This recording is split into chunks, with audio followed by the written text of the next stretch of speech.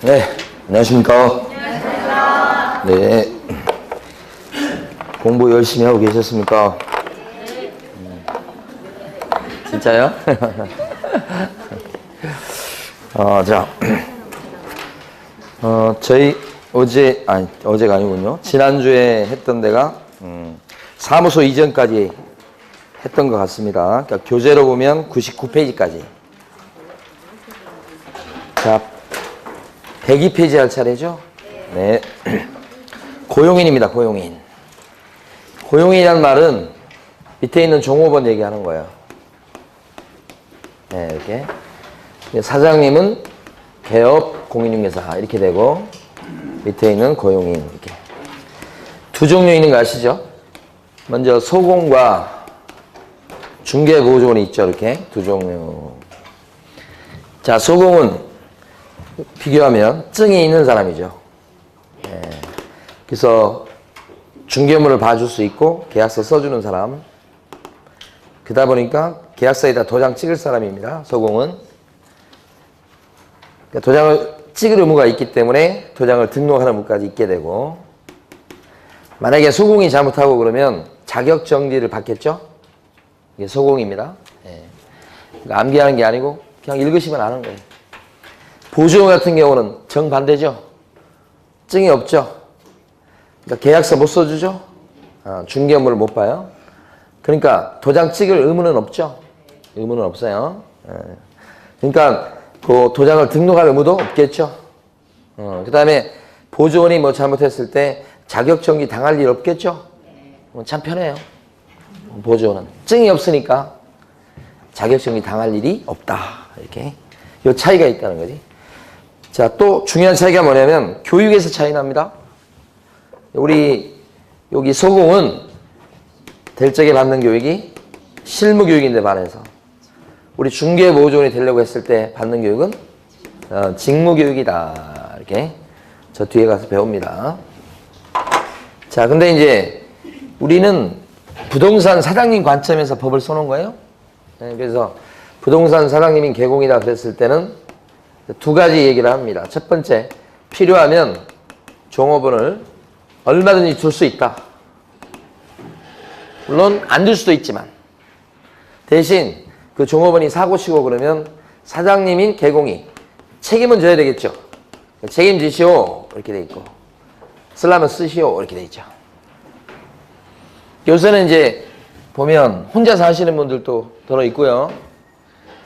그러니까 같이 한다고 해도 어떻게 부부끼리 같이 하는 거 인건비 전략하려고요. 그런 경우도 있고. 남편이 자격증이 있어요. 자격증을 갖다가 어렵게 따왔어요. 몇 년을 구박을 받고 따왔어요. 그러니까 이제는 뭐예요? 아내 되는 분도 집에만 있을 게 아니고 어떡하죠? 이제 애들도 어느 정도 크고 그러니까 사무실 나와서 같이 일하자 그렇게 되죠. 그러면 남편이 뭐가 되고요? 개공. 그 다음에 아내는 보조원이 되죠. 예. 그래서 남편은 어쩔 수 없이 아내를 고용하는, 나오지 말라고 해도 나오는 그런 관계에 있게 됩니다. 그런 사무실이 있어요. 이렇게. 자, 둘 수 있는데 이때 개업 공인중개사는 두 가지는 지켜줘야 된다. 첫 번째는 뭐냐면 결격자를 뽑으면 안 됩니다. 그러니까 사장님이 미성년자 이런 사람을 갖다가 종업원으로 쓰면 안 된다고요. 그렇게 하면 영업정지 사유가 될 수 있어요. 네, 그러니까 일단 사장님은 결격자 아닌 사람을 뽑았어야 된다. 첫 번째 지켜야 됩니다. 두 번째는 뽑았을 때는 관청에다가 뽑아 쓴다고 고용신고를 하게 돼 있어요. 관청에다 신고해야 돼요. 고용신고. 이걸 언제까지 하느냐? 언제까지 할까요? 했을 때 고용신고는 고용되는 사람이 일을 하기 전까지 고용신고 하시오 이렇게 돼 있어요. 고용신고 영업하기 전까지. 이제 만약에 사장님이 면접을 보고 직원 이제 출근하라고 했어요. 그러면 출근한 그 직원은 증을 갖고 있으면 소공, 없을 때는 보조원일 텐데 다음날 나와서 이제 일하기 시작하겠죠. 그 일하기 전에 사장님은 어떻게 해야 돼요? 고용신고 해둬야 돼요. 그래서 이게 실무적으로 잘 지켜지지 않는 법이에요, 이게. 왜 그럴까요? 고용을 하면 사장님 입장에서 봤을 때 일을 어느 정도 좀 하는지를 보고 그 다음에 정식으로 고용하려고 하기 때문에 고용신고를 미리 하고 그러질 않아요, 보통. 내일부터 출근하세요. 그러면 며칠간 일하는 거 볼 거 아니에요? 그래서 뭐 일했을 때 마음에 들지 않으면 나오지 마세요. 그럴 거 아닙니까, 또. 그러니까 고용신고를 하고 또 좀 이따 뭐 그렇게 할 겨를이 없죠? 그러니까 보통 안 지킵니다. 그러니까 법적으로 한다면 어떻게 해야 돼요? 다음날 나와서 아침에 일을 시작하기 전에 사무실 청소를 막 시작하려고 빗자루를 들기 전에 뭐 해야 돼? 고용신고. 그게 가능하냐고요. 이런 불만이 많이 생긴 거예요. 그래서 이제 법에서 어떻게 했냐면, 좋아, 그러면 고용신고하는 게 그렇게 어려워? 이렇게 하면서, 그럼 좋아, 인터넷으로 전자문서로 해. 이렇게 만들어 놓은 거예요. 그러면 가지 않고 고용신고 할 수 있잖아. 그래서 이 사람이 출근해가지고 이제 일하기 전에 뭐요? 잠깐 세워놓고 인터넷 들어가서 고용신고 하면 되잖아요? 그래서 이걸 만든 거예요, 이게. 자, 고용신고 해야 됩니다.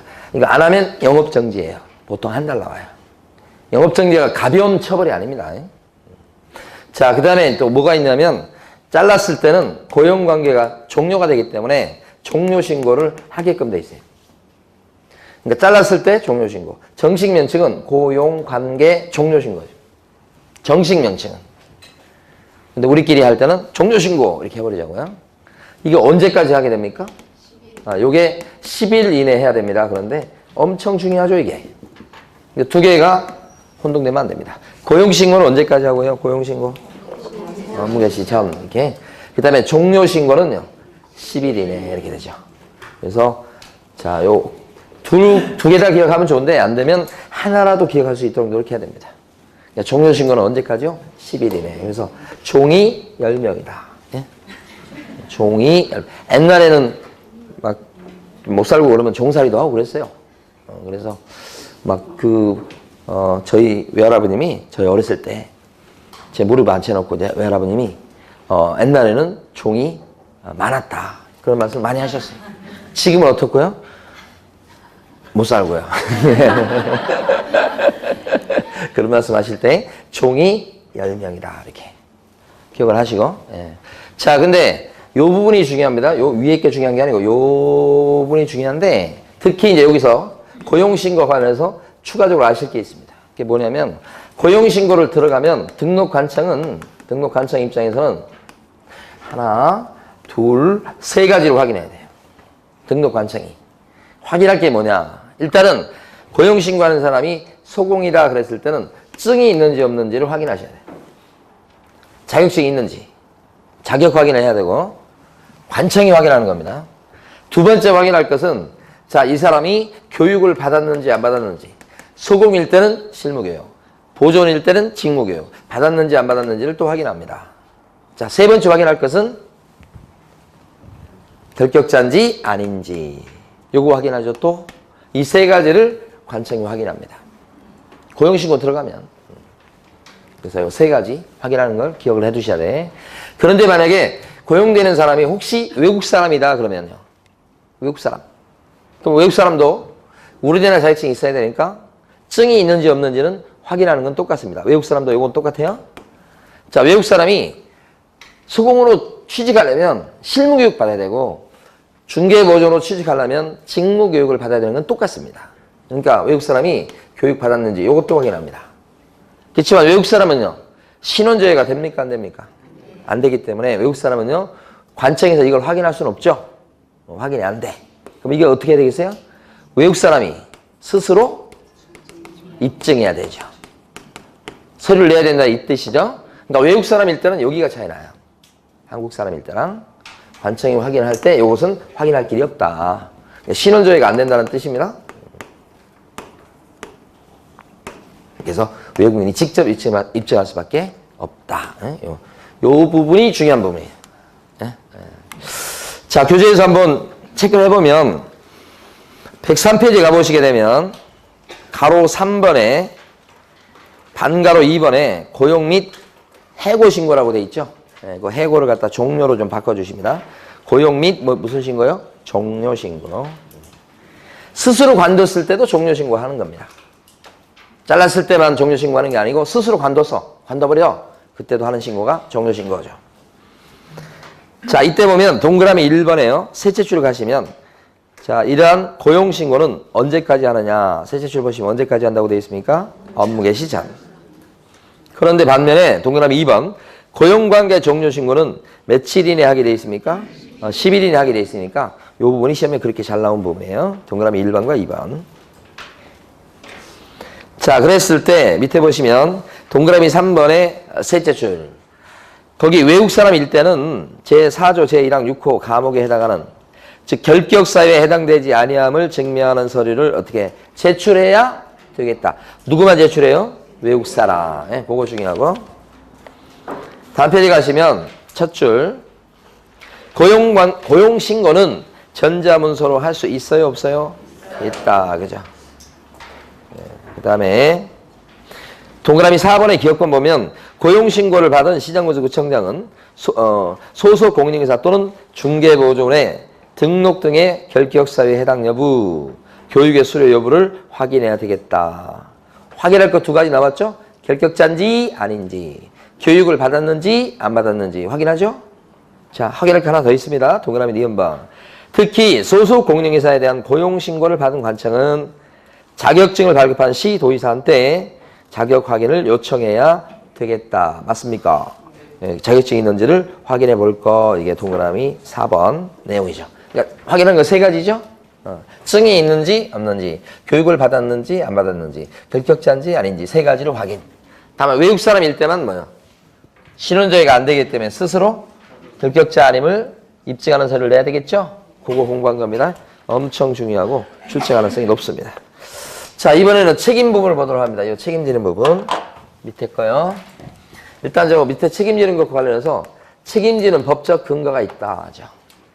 이걸 보고 교재를 볼 테니까요. 칠판을 보셔야 됩니다. 근거는 법조문이 하나 있어요. 법조문이 어떻게 되어 있냐면 고용인이 한 영업상 행위는 업무상 행위요. 고스란히 누가 한 걸로 보냐면, 그죠? 누가 한 걸로 봐요? 개업 공인중개사의 행위로 본다. 개업 공인중개사의 행위로 본다. 이 조문이 있어가지고 잘못을 누가 했냐면 고용인이 한 것입니다. 잘못을. 그런데 개업 공인중개사가 한 걸로 치기 때문에 잘못도 없는 개업 공인중개사가 같이 책임지게 돼 있다. 이 얘기죠. 이 조문 때문에 책임지는 거예요. 그러니까 이 조문에 대해서 이제 조금 여러분들이 아실 게 있어요. 이 조문에 가만히 보면 무슨 고용인이 무슨 일만 해도 다 100% 개공이 책임집니까? 고용인이 어떤 일을 했을 때 책임집니까? 여기 사장님이.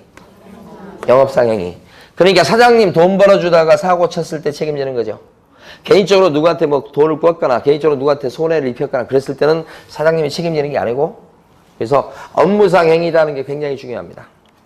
이게 재판이 벌어지면 밑에 있는 조건문이 영업상 행위를 하다가 사고 친 건지 아닌 건지가 굉장히 중요해요. 영업상 행위가 아니면 책임 안 집니다. 그렇죠? 그래서 이제 문제됐던 게 어떤 거냐면 격리 아가씨가 손님이 계약을 체결하러 올 때 계약금을 들고 왔었나 봐요. 근데 계약이 무산됐어요. 그러니까 사장님한테 얘기는 안 하고 격리 아가씨한테 그 사무실에 금고가 있으니까 금고에가 좀 맡겨놓은 거예요. 근데 그 돈이 좀 컸던 모양이죠. 격리 아가씨가 그 돈을 들고 퇴근을 하고 다음날 출근 안 해요. 그런 일이 벌어지니까 그 맡겨놨던 손님이 이제 돈 찾으러 왔을 거 아니에요. 그러니까 무슨 돈이냐고 사장님은 얘기할 거 아니에요. 그 격리 아가씨한테 맡겨놨는데 이렇게 된 거야. 그러니까 사고가 난 거지. 그랬을 때 사장님이 그 돈을 물어줄 책임이 있느냐, 이게 문제가 된 거야. 그러니까 계약금을 맡아주는 것은 지금 계약이 무산됐는데 사장님이 맡겨라고 한 것도 아니고요.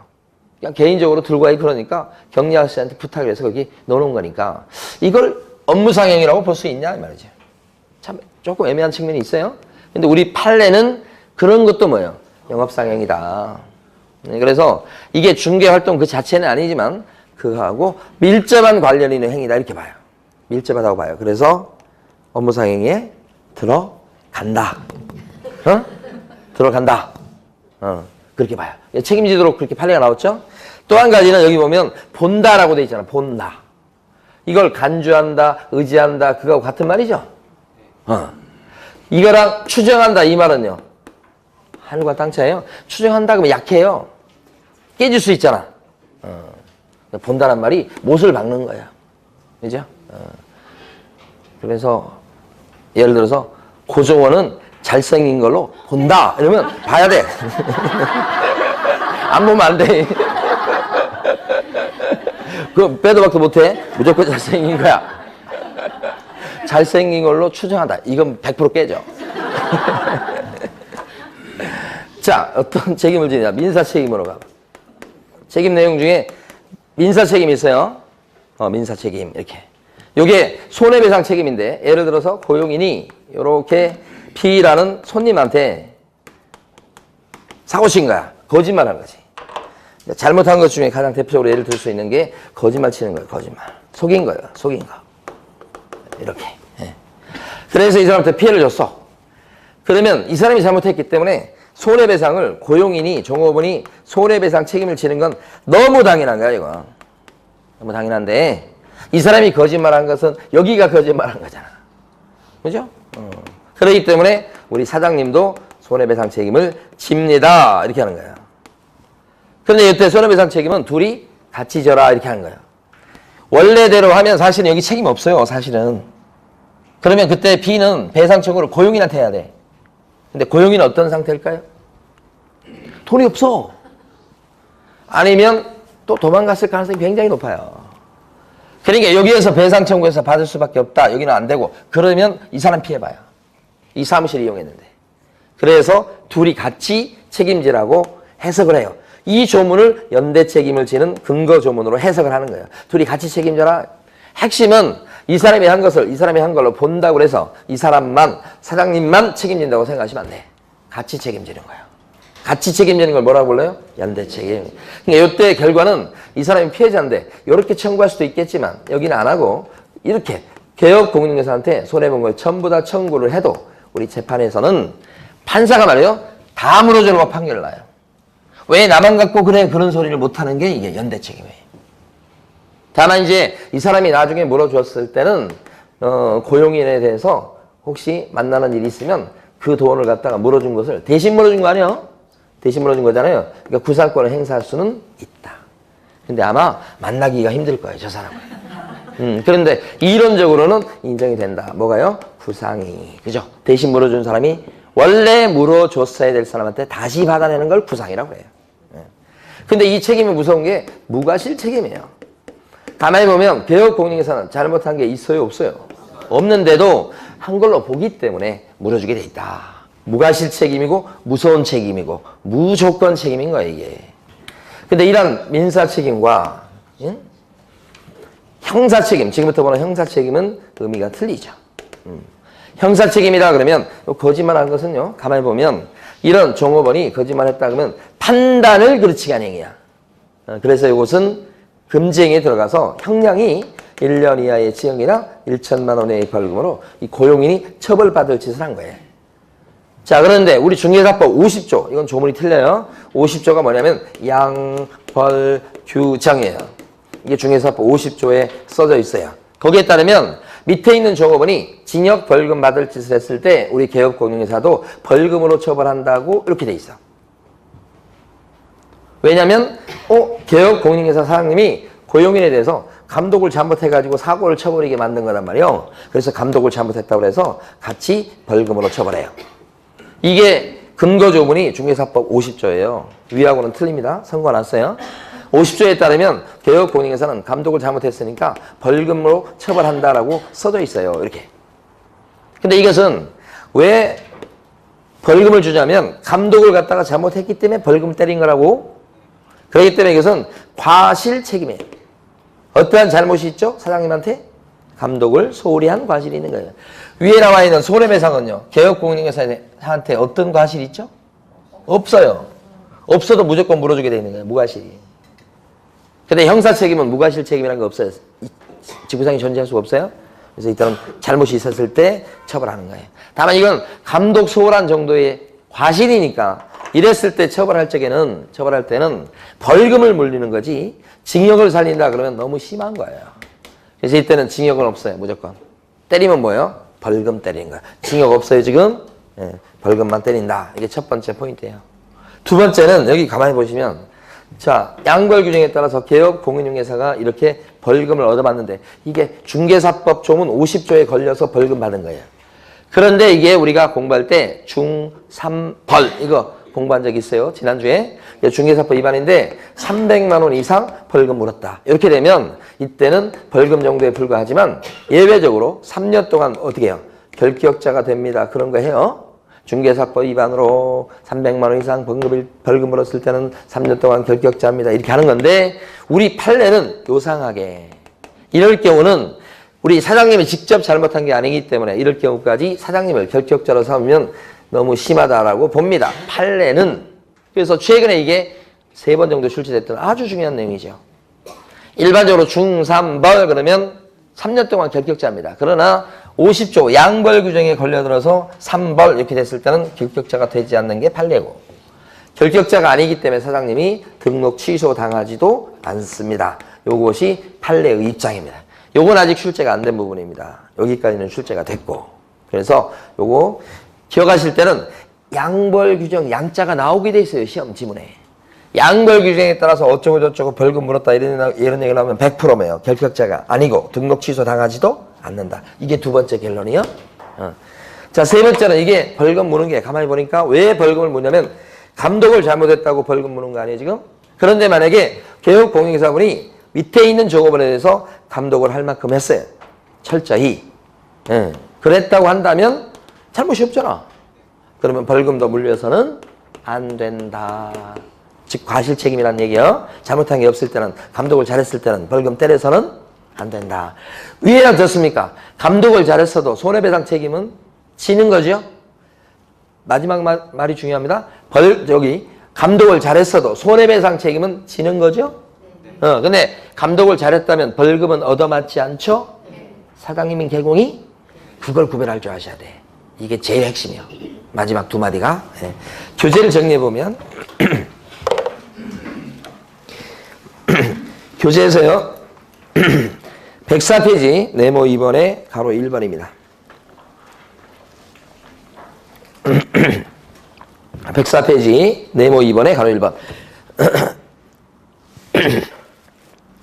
근거 규정이라고 되어 있지 않습니까? 거기 보면 소속 공인중개사 또는 중개보존의 업무상 행위는 나온 거 그를 고용한 개업 공인중개사 행위로 뭐요? 본다 이렇게 하셔야 됩니다. 추정한다 그러면 안 되고요. 그 다음에 105페이지 가십니다. 105페이지 가시면 책임에서요. 반가로 1번 보시면 가로 3번에 반가로 1번 민사책임이 손해배상 책임이죠. 그쵸? 그래서 거기 보면 동그라미 1번에 첫째 줄하고 둘째 줄까지 보시면 고용인의 고의 또는 과실로 인해서 거래 당사자에게 재산상 손해가 발생한 경우에는 개업공인중개사는 고용인과 연대해서 손해를 배상해야 할 책임이 있다. 이게 무슨 책임이에요? 연대 책임 이렇게 하는 거죠. 자, 그 다음에 여섯째 줄을 보시면 이 경우 개업공인중개사는 개업공인중개사의 책임은 무과실 책임이니까 무과실 책임 얘기합니다. 고용인의 업무상 고의나 과실에 따른 행위에 대해서 개업공인중개사는 고용인에 대한 관리감독이나 고의과실이 없음을 입증하더라도 배상 책임을 면하지 못한다. 그게 무슨 책임이에요? 무과실 책임이에요. 그래서 연대 책임이면서 무과실 책임이다. 그런 얘기고 혹시라도 동그라미 3번 보시면 나중에 부동산 사장님인 개공이 고용인을 만난다면 구상권을 행사할 수가 있다고요? 없다고요? 있다고요. 그래서 구상권 옆에다가 동그라미 쳐두시면 됩니다. 그냥. 자, 그 다음에요. 다음 페이지 넘어가셔서 가로 5번입니다. 이번에는 형사 책임입니다. 가로 5번에 반가로 1번 보시면 양벌 규정이라고 돼 있죠. 자, 읽어봅니다. 지금부터. 개업공인중개사가 고용한 제일 아래 부분입니다. 소공, 그 다음에 중개보조원, 그 밖에 개업공인중개사인 법인의 임원 또는 사원이 이렇게 나왔어요. 이게 무슨 얘기냐면 밑에 있는 사람이 그런 뜻이에요. 밑에서 일하는 사람이 이렇게 생각하시면 돼요. 자, 중개업무에 관해서 이 법 제48조 오른쪽 제일 위에 49조의 위반 행위를 할 때는 48조하고 49조가 뭐냐면 징역하고 벌금 받을 정도의 중요한 위반 행위란 뜻이에요. 그러니까 징역 벌금 받을 짓을 했을 때 누가 밑에 있는 사람이 그 뜻이에요. 그러면 자 둘째 줄 가운데요. 그 행위자를 당연히 벌 주겠고 행위자 벌 주고요. 그 다음에 그 행위자를 고용한 개업공인중개사에 대해서도 해당 조문에 규정된 뭘 때린다고요? 벌금형을 때린다. 벌금 동그라미이죠. 이건 감독을 잘못했다고 벌금 때리는 거잖아요. 징역 못 살리고. 자, 그런데 다만 그 뒤에 거 그 개업공인중개사가 이반 행위를 방지하기 위해서 해당 업무에 관해서 상당한 주의와 감독을 기하려하지 않았을 때는 그렇죠. 감독을 갖다가 뭐예요? 할 만큼 했을 적에는 이런 뜻이죠. 그때는 그러하지 않다. 그러하지 않다가 무슨 뜻이에요? 감독을 할 만큼 했을 때는 벌금도 때려서는 안 된다. 그 다음에요. 자, 밑에 있는 가로, 반가로 2번 보시겠습니다. 자, 둘째 줄부터 보겠습니다.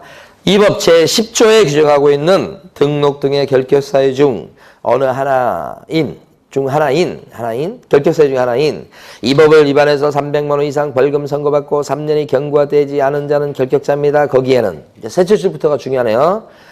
자, 결격사유 거기에는 이 법 50조 양벌 규정으로 벌금을 선고받은 경우는 포함되지 않으므로 나왔죠? 그러니까 양벌 규정 얘기만 나와도 이 사람은 결격자다 아니다. 사장님은 결격자 아닙니다. 따라서 그 뒤에요.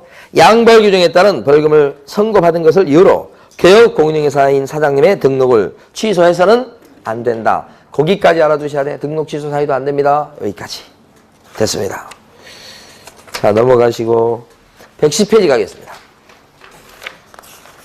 업무 범위입니다. 업무 범위.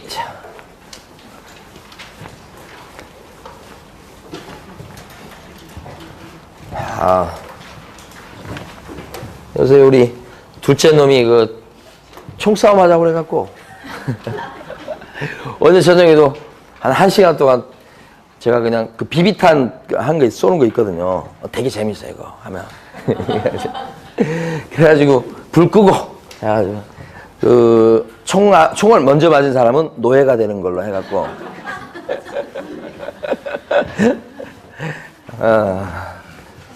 그때 보면 이제 또 안 컸으면 좋겠다는 생각이 들어요. 자, 이번에 볼 게 업무 범위입니다. 네, 업무 범위. 자, 업무 범위에 대해서 앞쪽에 나와 있는데요. 자, 이거 그냥 지나도 될 것 같고요. 111페이지 가보십니다. 111페이지 보시면 부칙 제6조 제2항에 규정된 개업공인중개사라고 제일 위에 나오죠? 이 사람이 누군지 아시겠어요? 복덕방 할아버지죠. 그죠?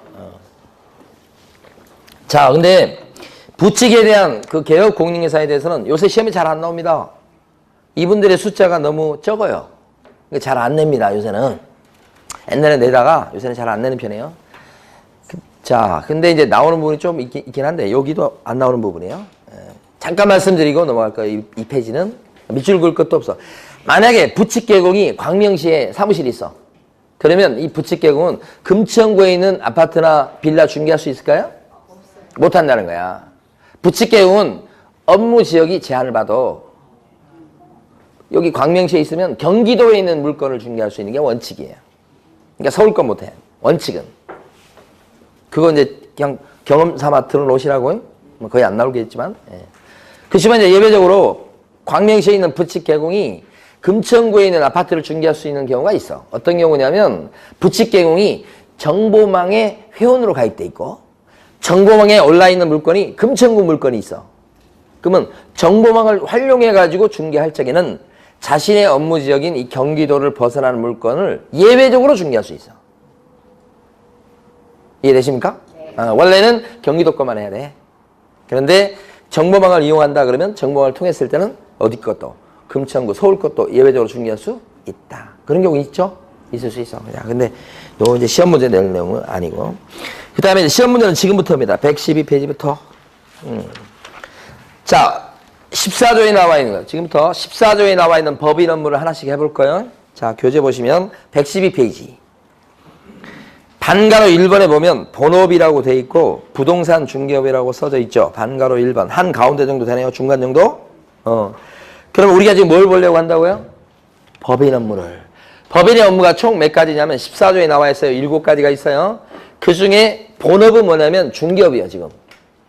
그리고 부업거리가 6개가 나와. 부업이. 그 6가지 부업거리를 지금부터 본다 이 말이야. 그래서 밑에 보시면 반가로 2번에 겸업 범위라고 되어 있는 게 있죠. 이게 부업이에요. 한 6개가 있어요. 자, 하나씩 봅니다. 동그라미 1번. 자, 제목만 밑줄 그으십니다. 동그라미 1번 보면 상업용 건축물 및 주택의 임대관리 등 부동산의 뭐요? 관리 대행이다. 자, 요것이요. 법인 업무에 들어가는 것이 쉬운 말로 임대관리예요. 임대관리. 임대관리는 임대차를 관리해준다 이거예요. 대신 관리해주는 겁니다. 임대관리. 예? 임대관리란 말을 다른 말로 하면 그 뒤에 있는 것처럼 관리 대행이다. 같은 말이에요. 같은 말. 임대관리 뭔지 아시겠죠?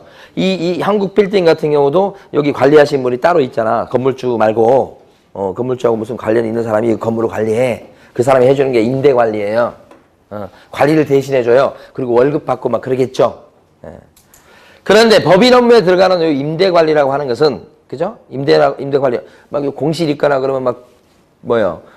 중개업소를 통하든 어쨌든 하니까 집어넣고 그죠? 월세 이런 거 정하고 월세 받고 뭐 세금 처리하고 뭐 이런 거 막 해준 거 있잖아. 그게 임대관리예요. 그런데 법인 업무에 들어가는 임대관리는 모든 부동산에 대해서 임대관리하는 게 법인 업무에 들어가는 게 아니고 그 앞쪽에 있잖아요. 상업용 건축물하고 뭐요? 주택 두 가지죠. 제목이 이렇게 돼 있잖아요. 상업용 건축물하고 주택 두 가지에 대해서 임대 관리하는 것이 여러분 법인 업무에 들어간다 이런 얘기야. 이것도 상업용 건축물이에요. 여기도. 예. 이걸 법인도 할 수 있다는 얘기만요. 상업용 건축물하고 주택. 그러니까 이 임대 관리는 여러분 나중에 중개업을 하실 때 임대 관리에서 돈을 번다. 이것은 뭐 좀 그럴 수 있는데 이 여러분들이 그 주변에 아시는 그 건물 주인들, 상가 주인들 아니면 원룸 뭐 이 주인들 있잖아요. 그 주인들을 대신해서 임대차 관리를 해주면 중개업을 할 때 도움을 받아. 만약에 여러분들이 그 건물, 상가 빌딩 주인 대신해서 그 상가 건물에 대해서 관리를 해준다고 해봐. 그러면 그 건물 주인이 좋아하고, 그러면 그 건물주인 입장에서 봤을 때, 편하게 자기는 상가를 갖다 이렇게 세를 받아먹을 수 있으니까요. 그 임대 관리해주는 여러분 부동산 사장님을 되게 좋아하세요. 그러면 월세를 잘 안 올려. 월세 안 올리고, 그 다음에 뭐요? 다른 건물주를 또 소개시켜줘. 그럼 다른 건물주 소개시키면 또 그것도 임대 관리도 하면서 거기서 물건도 나와. 얼마나 좋아요. 그러니까 임대 관리는 이게 뭐 본업으로 해야 하기는 좀 그렇지만은 이걸 부업으로 해가지고 중개업하고 연결시키면 좋은 거라고 이게. 그러니까 여러분이 할 수 있는 업무가 뭐냐 이걸 갖다 생각하셔야 돼. 여러분 지금 배우는 이유는 뭐예요? 시험 때문에 배우곤 하지만 여러분 입장에서 봤을 때 여러분이 할 수 있는 그 부업거리, 일감이 어떤 게 있는가를 여러분들이 배우시는 거야. 굉장히 중요해요. 임대관리. 예? 예. 자, 그러니까 시험에서는 시험과 관련해서 말씀드리면 만약에 공업용 건축물에 대한 임대관리다. 공업용 건축물에 대한 임대관리 그러면 법인 업무에 들어갈 것 같습니까? 안 들어간다 이렇게 하는 거 시험이니까 뭐하고 뭐에 대해서 임대관리 할 수 있다는 거예요. 상업용 건축물하고 주택. 그러니까 이렇게 나와 시험이. 만약에 상업용 건축물에 대한 임대관리 또는 임대관리업 그러면 법인 업무가 되는 겁니다. 이건 업무가 되는 건데 이렇게 하면 이걸로 바뀌면 안 된다는 거예요. 그 다음에 또 한 가지는 이게 상업용 건축물이나 원룸 같은 주택에 대해서 임대 사업을 할 수 있다는 건 아니죠. 임대업과 임대관리업은 달라요. 이건 임대사업은 업무에 안 들어갑니다. 이게 작년 문제예요. 임대업이. 그러니까 여기서 지금 배우는 거 있잖아. 이것만 출제돼요. 이것만. 임대관리업은 월급을 받는 거예요. 관리해주고 대신 임대업은요. 월세가 들어오는 거, 월세 수입을 얻는 거라니까 다른 글자예요. 글자 비슷하다고 같다고 생각하시면 안 된단 말이에요. 임대관리업하고 임대사업은 틀려요. 구별되죠? 구별할 줄 아셔야 돼. 자, 그 다음에 이것밖에 없어. 두 번째, 동그라미 2번. 부동산의 이용, 개발 및 거래에 관한 상담이라고 돼 있죠? 이것을 얘기할 때 부동산 컨설팅이라고 불러요. 앞에가 부동산이죠? 뒤에 상담이 뭐예요? 영어로 하면 컨설팅이에요. 그러니까 상담이 컨설팅이에요. 조문에는 컨설팅이란 말이 없지만 우리끼리는 부동산 컨설팅 이렇게 하고 이때 보면 이용에 대한 컨설팅, 개발에 관한 컨설팅, 거래할지 말지에 대한 컨설팅 이거예요. 그러니까 법인 업무에 들어가는 것은 바로 부동산 컨설팅도 들어간다. 어떤 사람이 땅을 갖고 있어. 그래서 땅 갖고 있는데 가끔씩 이렇게 보면 사무실도 오고 그러는데 여러분들이 그 사람이 이 땅을 어떻게 할까? 좀 이걸 잘 어떻게 좀 비싸게 팔 수 없을까? 그랬을 때 여러분들이 어떻게 해요? 상담을 해줘가지고 이것을 좋아. 농지인데 여기다 농가주택을 지어서 농가주택채 이걸 팔자. 농지를 바꿔서. 그렇게 했을 때 농지를 전용하고 농가주택, 전원주택 같은 걸 짓고 그 절차를 여러분들이 가르쳐 주잖아. 그게 컨설팅이야. 그래서 비싸게 팔아주잖아. 그럼 복비도 많이 받겠지. 그럼 거기는 컨설팅료가 들어간다고. 그게 컨설팅이요. 부동산에 대한 개발에 관한 컨설팅, 이용에 대한 컨설팅. 이때는 일반인을 대상으로 해도 이게 법인 업무에 들어가고, 그 다음에 가게 온 손님, 의뢰인을 대상으로 해도 그것도 법인 업무에 들어가고, 심지어 다른 부동산 사장님을 대상으로 해서 부동산 컨설팅을 해도 법인 업무에 들어간다. 이렇게 보는 거야. 손님은 누구라도 좋아. 컨설팅이만 하면 법인 업무에 들어간다 이거지. 근데 조심할 것은 뭐냐면 개발에 관한 상담업은 끝에다 업자를 붙이면 업무예요. 전부 다. 자, 개발에 관한 상담업은 법인 업무지만 부동산 개발업 자체는 법인 업무에 들어갑니까? 법인 업무에 들어가지 않습니다. 이렇게 하는 거지. 개발업 자체는 안 들어갑니다. 기출문제입니다. 개발업은 뭐예요?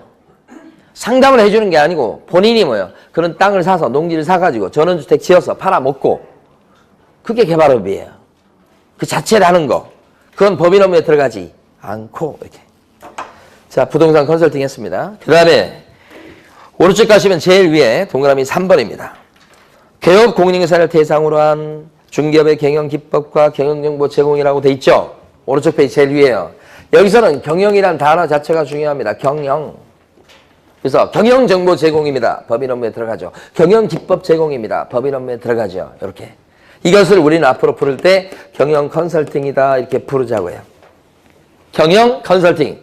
이게 중개업소를 어떻게 운영하면 좋을지 나을지에 대해서 조언을 해주는 거예요. 경영 컨설팅. 그러니까 이 경영 컨설팅은 누구를 대상으로 하는 업무일까요? 부동산 사장님. 부동산 사무실을 운영하는 사장님을 대상으로 하는 경영 컨설팅입니다. 그러니까 누구를 대상으로 한다고 나와야 돼? 앞에가 개업 공인중개사를 대상으로. 거기가 중요해요. 개업 공인중개사를 대상으로 한 그 말이에요. 그러면 시험에서 말이에요. 시험에서 왜 또 커져버렸지? 시험에서 공인중개사를 대상으로 한 이렇게 하잖아. 그러면 공인중개사란 말과 개업 공인중개사란 말은 같은 말이에요? 다른 말이에요? 뭐 다른 말이야. 그러니까 공인중개사를 대상으로 한 경영정보 제공 그러면 법인 업무가 안 되는 거예요. 누구를 딱 대상으로 한다 그래야 돼. 개공. 개업 공인중개사를 동그라미 해주셔야 돼. 거기가 핵심적인 단어예요. 자, 그 다음에 아직 시험에 안 나왔습니다만 대비할 게 뭐냐면 경영정보 제공은 법인 업무에 들어간다는 겁니다. 이게. 그런데 부동산 정보 제공이에요. 그러면 이 부동산 정보 제공은 법인 업무에 들어갈까요? 안 들어갈까요? 안 들어갑니다. 부동산 정보 제공, 매물 정보를 제공하는 것은 법인 업무에 들어가지 않아요. 이따 돌아올 겁니다. 너무 중요합니다. 그러니까 이건 동그라미 3번 그 위에다가 써두셔야 되는 거야. 뭐라고요? 부동산 정보 제공 X라고 이렇게. 제목만 딱 밑줄 그으시고 제목만 필요합니다. 여기서는. 예, 그런데 위에다 이건 법인 업무가 아니구나. 이건 매물 정보를 제공하는 거예요. 요건 무슨 정보죠? 경영 정보야. 부동산 정보하고 달라요. 예, 이거 구별하시고. 자, 그 다음에 동그라미 4번. 상업용 건축물 및 주택의 분양대행. 법인 업무에 들어가는 게 뭐가 있어요? 분양대행이 있어요. 분양계약을 대신해준다. 이거예요. 분양팀, 분양계약 대신해주는 거. 이걸 분양대행이라고 그래요. 분양대행업, 요게 법인 업무에 들어갑니다. 그런데 이때 분양대행 할 수 있는 대상 부동산이 딱 2개죠? 그것 갖고 출제합니다. 뭐에 대해서 분양대행 할 수 있다? 상업용 건축물하고 또 주택 2가지니까. 자, 시험에서는 뭐라고 그러냐면 주택에 대한 분양대행은 법인 업무지만 토지에 대한 분양대행 이렇게 문제를 내요. 4번 냈어요. 최근에만. 자, 토지에 대한 분양대행 그러면 법인 업무에 들어갑니까? 안 들어간다는 거지. 뭐만 들어가니까요? 상업용 건축물하고 주택. 그러니까 여기를 통해서 아실 게 뭐냐면 여기 대행이란 글자가 오는 거 있잖아요. 관리 대행, 여기 분양 대행. 대행이란 글자가 왔을 때 대상은 2개 다 상업용 건축물하고 주택이에요. 그래서 상주라고 기억을 하셔야 돼. 상주 대행, 상주 대행이죠. 상주 대행이죠. 상주 대행이죠. 상주 대행, 그죠? 네. 옛날에 어떤 초상집에 갔는데 제가 시간이 안 맞아가지고 제가 너무 빨리 간 거예요. 가니까 저 혼자밖에 없어요. 그렇다고 결국 제가 시간이 없으니까 조문을 해야 되겠고. 그래서 할 수 없이 했는데 상주가 없어요.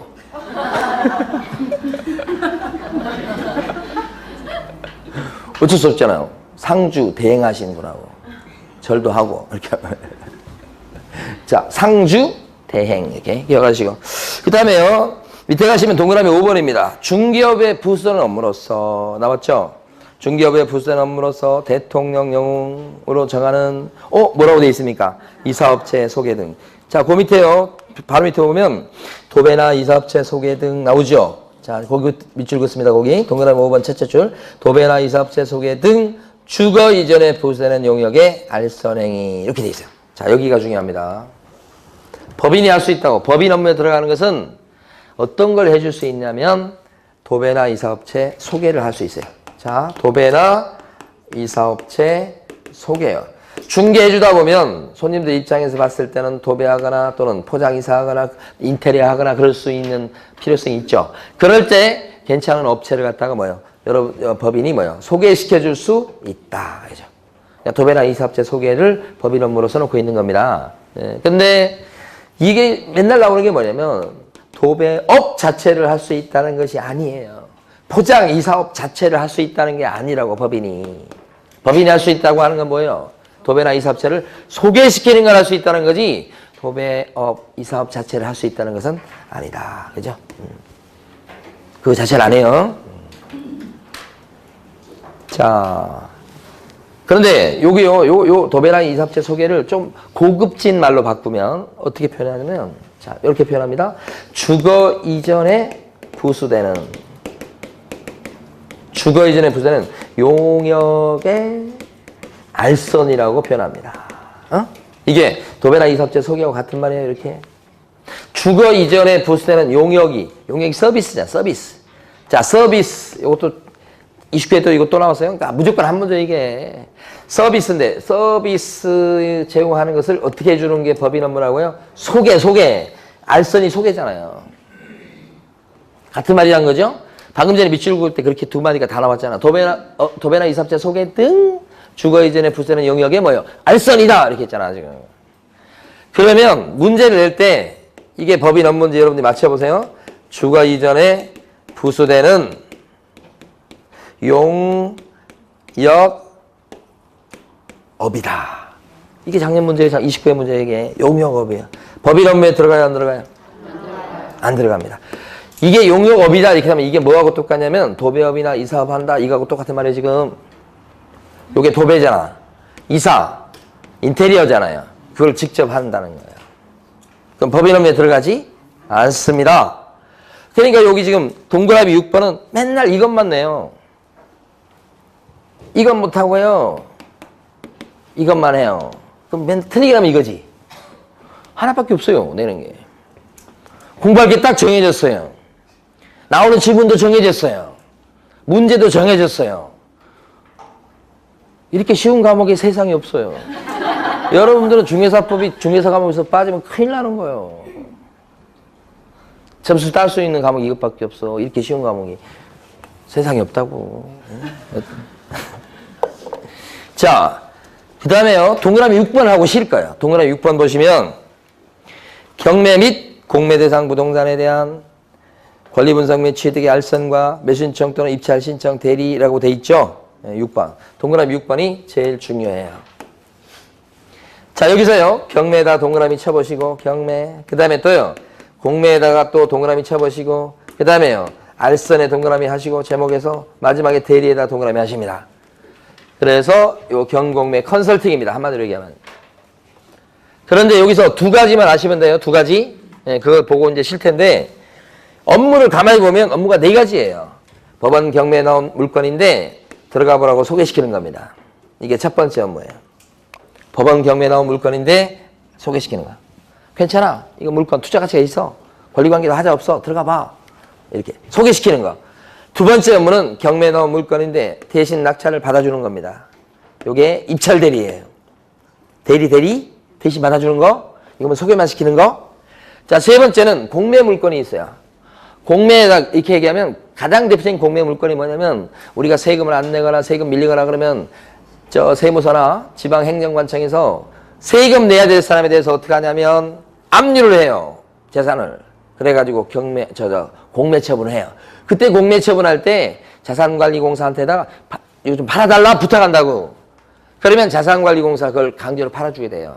법원 경매처럼. 이런 것을 압류부동산 공매라고 그래요. 그게 대표적인 공매입니다. 이 공매에 나온 물건은 경매 물건보다 물건 수가 훨씬 적습니다. 이런 공매 물건을 괜찮다고 들어가 보라고 소개시키는 게 알선이고. 그죠? 공매 물건인데 어떻게 한다고 해요? 그걸 대신 받아주는 게 공매 대리로서 이게 네 번째 마지막 업무예요. 그러니까 업무가 네 가지가 뭐냐면 경매 알선, 경매 대리, 공매 알선, 공매 대리. 이게 네 가지 업무예요. 이렇게 해서. 이게 지금 누구의 업무라고 지금 공부하고 있죠? 법인인 개업공인중개사가 할 수 있다고 공부했던 거예요. 그런데 이걸 여러분이 나중에 자격증을 따서 오픈하시면 여러분도 그대로 똑같이 할 수 있어요. 다만 개업공인중개사 중에서 부칙에 나와 있는 개업공인중개사는 할 수가 있다고요? 없다고요? 없다고요? 이렇게 되는 거지. 요것이 시험에서 그렇게 나온다고. 부칙 개업은 숫자가 많지 않기 때문에 시험 문제에서 요즘 물어보지 않아요. 않는데도 불구하고 계속 물어보는 건 요 부분이에요. 요 부분. 복토파 할아버지에 대해서. 그렇죠? 부칙 개국은 중개업 하는 것도 지금 겨우 하고 있는 거잖아요. 경공회 컨설팅까지 하라고 할 수는 없어. 그래서 여기는 X죠. 요게 첫 번째 중요한 거. 두 번째는 여기 나와 있는 경공매 컨설팅은 업무 중에서 가만히 보면 법원 경매 물건 수가 많고 물건 수가 그 다음에 입찰 대리하는 것을 투자자들이 원해요. 그러니까 사실은 좀 이게 경매에 대해서 관심 있으신 분들 이렇게 뭐 경매 하원에서 강의를 해보거나 그러면 우리 여기하고 좀 틀려요. 그쪽에서는 막 뭐 주택임대차 보호법 막 나오고 그러면 다 머리 아파해요. 뭐 우리 중개사 부동산 공부를 안 해서 그래. 그냥 경매에 대해서만 관심이 있는 거야. 그러니까 법률적으로 막 뭐런 얘기하고 그러면 그분들은 머리 아파가지고 그냥 막 싫어해요. 그게 아니고 이 물건이 괜찮다고 이 물건 들어가라 그러면 그때 눈이 그냥 반짝반짝해요. 그때만 반짝해요. 그러니까 그분들은 돈이 좀 들어가도 그냥 딱 요거 좋아 들어가 이걸 원하는 거야. 그 이거예요 이게. 그래서 이게 시장 규모가 제일 큰 거예요. 투자는 이걸 원해요. 이랬을 때 이거 하려면 원래 이런 시장에서 일하는 사람이 변호사하고 법무사까지였어요. 그런데 2005년도에 우리 중개사한테도 허용이 된 거예요. 노무현 정권 때. 대신 할 적에는 그냥 하는 게 아니고 어떻게 해요? 등록하고 하시오. 그렇게 하지. 이때 하는 등록은 여기 광명시장한테 등록하고 그런 게 아니고 법원에 등록해요. 법원에 등록해야만 할 수 있다고. 여기서 법원이라고 하는 것은 구체적으로 광명 같은 경우는 수원지방법원 있죠? 수원지방법원장한테 등록한다고 해요. 구체적으로. 어쨌든 법원이에요. 법원에 등록을 해야만 할 수 있는 업무가 뭐냐. 이게 두 번째 중요한 거예요. 경매 대리예요. 이 얘기는 다시 얘기하면 자 만약에 이런 거예요.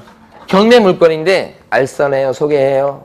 이런 거 한다고 그러면 법원에 등록할 필요 있습니까? 경매 알선행위를 합니다. 그랬을 때는 법원에 등록하는 게 필요하냐고요? 필요 없죠. 이 정도는 공매 물건인데 알선행위를 합니다. 그때 법원에 등록하는 게 필요합니까? 필요 없습니다. 경매 대리만 필요하다고요. 자, 세 번째. 공매 물건에 대해서 입찰 대리합니다. 이때는 법원에 등록할 필요 있나요? 역시 없습니다. 파란 거로 썼잖아요. 공매 대리. 그죠? 노란 게 아니잖아요. 이것도 대리긴 대리인데 공매 물건이 많지 않다고 그랬잖아요. 그래서 공매 대리 정도는 법원에 등록하지 않고도 할 수가 있어요. 근데 하려고 해도 뭐 일감이 별로 없을 거예요. 그건. 주로 뭐요? 경매 대리 시장이 크다고 그랬어요. 예? 자, 두 가지를 체크해 보도록 하겠습니다. 자, 동그라미 6번에요. 동그라미 니은번요.